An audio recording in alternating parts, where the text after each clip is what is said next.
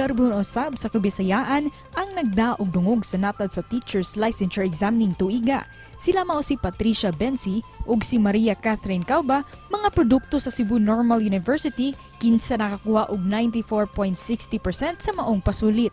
Ang duha, wa magdahong nga sila magtap sa exam, hilabi na nga pareha sila og isudlan nga tunghaan.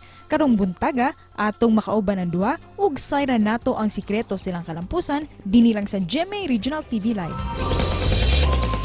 Sikreto mga kapuso ni mga top-notchers gikan sa Cebu. Makauban nato karong buntaga sa programa Baby Patricia Bensi ug Maria Catherine Cauba. Mayong buntag kaninyo, Ma'am Pat ug Ma'am Kat. Kumusta? Welcome sa GMA Regional TV Live.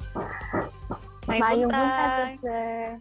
Daghang salamat for joining us this morning ug Merry Christmas kaninyo. Congratulations sa pagtap ninyo sa October 2022 Licensure Examination for Teachers sa elementarya. Unsa may gibati ninyo nga pareho mog score, gikan mo sa parehong eskwelahan og nag-expect ba mo nga mo top? Let's start with Ma'am Pat. Nalipay ra ko pagkita nako sa akong name kay akong pagkauban kay sa inyo ra pud. So pero eskwelahan ba, so happy ra kayo. Unya kanang wala gyud ko ma-expect nga matapuan uy. How about you for Catherine, ma'am? Ko answer, I feel amazed and proud kay ang ako ang kautapuan kay gikan gyud mig same university sa TNU, unya same pa jud kay rating. It's amazing man yun. Kumusta ang preparations para sa LET? Pila ka buwan mo nga nangandam niini ug unsa may mga gipang buhat ninyo nga preparations si Patricia? Mga 3 months ko nag-prepare pod. How about for you, Ma'am Kat? During the exam mismo, kumusta ang imong experience? Pag-exam, grabe ka kulba. At first kay kuan ra ko pa stretching lang ko sa gawas kay nagpaabot sa proctor. For Pat and for Kat, unsa may gibati ninyo, unsa may fulfillment inyong nakabot karon nga milampos mo sa inyong hard work? Nakahilak jud ko kalipay uy kay kanang akong hard work kay ni pay off gud ba. Grabe akong tuon. Ako jud ba yang type sa student katong college days nako nga kanang mo settle rag mediocrity ba. Kanang daily jud mag-effort gali. Pero karon kay na-realize nako nga kanang pwede man ko mag-effort.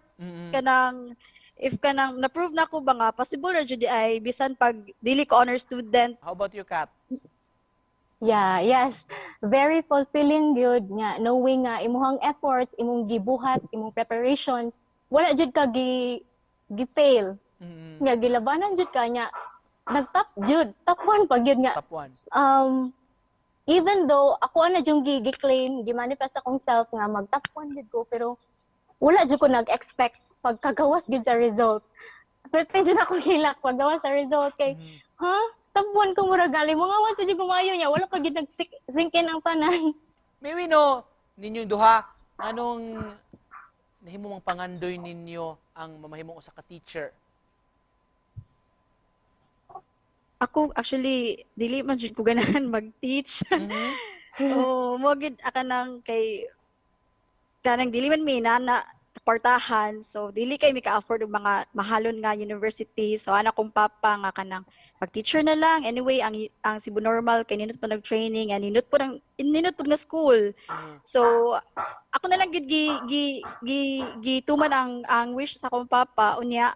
As time goes by, murag na love naman sad nako ang teaching. How about you, Ma'am Kat?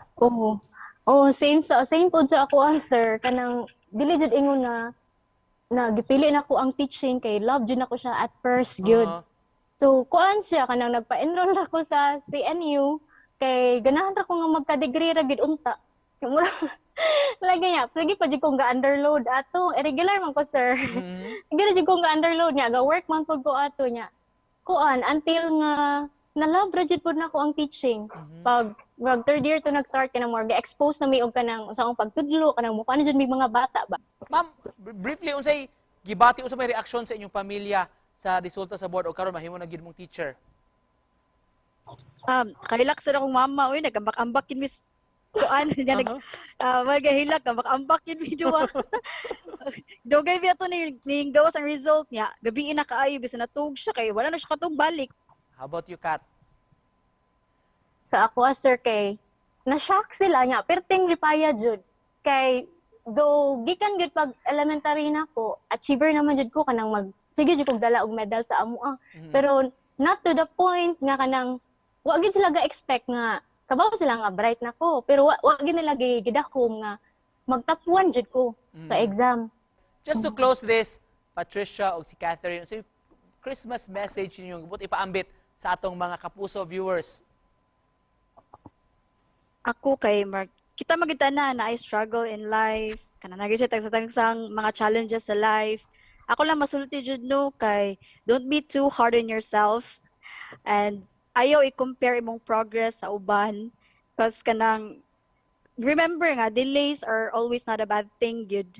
Okay, so to our Kapuso viewers, I wish you a Merry Christmas and advance Happy New Year. May you have a, same with us, very fulfilling and blessed Christmas. And especially to our Kapuso viewers nga mo take og let karong March 2023, kalmahi sa dyan ninyo kaduyot. Relax sa dyan. Kay i-celebrate sa ninyo pag-ayo ang inyong holiday vacation. After ana, dito na mo kudkod maayo. Next year na mo kudkod maayo para sa inyong dreams. So good luck and thank you so much. Wow, thank you so much sa inyong mensahe ug sa pag-uban ninyo karong buntaga mga kapuso, mga bagong teachers nato, sila si Ma'am Patricia ug si Ma'am Catherine. Daghang salamat. Thank you, sir. Salamat sir. Bye.